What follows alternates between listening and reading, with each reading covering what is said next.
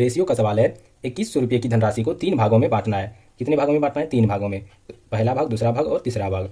अब सवाल में कह रहा है आगे, दूसरा भाग पहले का 60% है। दूसरा भाग जो है पहले का क्या है? 60% है। तो मान लेते हैं क्या पहला जो है, पहला भाग 100 है, तो दूसरा भाग कितना हो जाएगा? इसका 60% है, तो 100 का 60% कितना होता है? 60 होता है। तो दूसरा भाग कितना आ गया? 60 आ गया। तो इसका हम रेशियो ले लेते हैं। तो रेशियो क्या हो जाएगा? 20 × 5 = 100 हो जाएगा, 20 × 60 हो जाएगा, यानी 5:3 हो जाएगा पहला और दूसरे का अनुपात। तो आगे सवाल में कह रहा है, और पहले भाग तथा तीसरे भाग का अनुपात 5:7 है। पहले भाग और तीसरे भाग का अनुपात कितना है? 5:7। तो यहाँ पर 5 तो है ही, और तीसरा क्या कर रहा है? 7 है, तो 5:7 हो गया।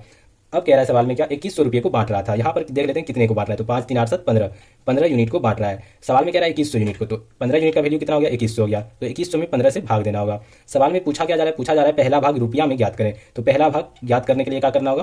पहला भाग का कितना भाग है? 5 यूनिट है, तो 5 यूनिट से क्या करना होगा? गुना करना होगा। तो 5 से 15 कट जाएगा 3 बार में, 3 से 2100 कट जाएगा 700 बार में। तो पहला भाग कितना आ गया? 700 हो गया, 700 रुपया हो गया। ये हमारा क्या हो जाएगा? सही आंसर हो जाएगा। ऐसे ही महत्वपूर्ण सवालों के जवाब जानने के लिए हमारे चैनल को सब्सक्राइब जरूर करें।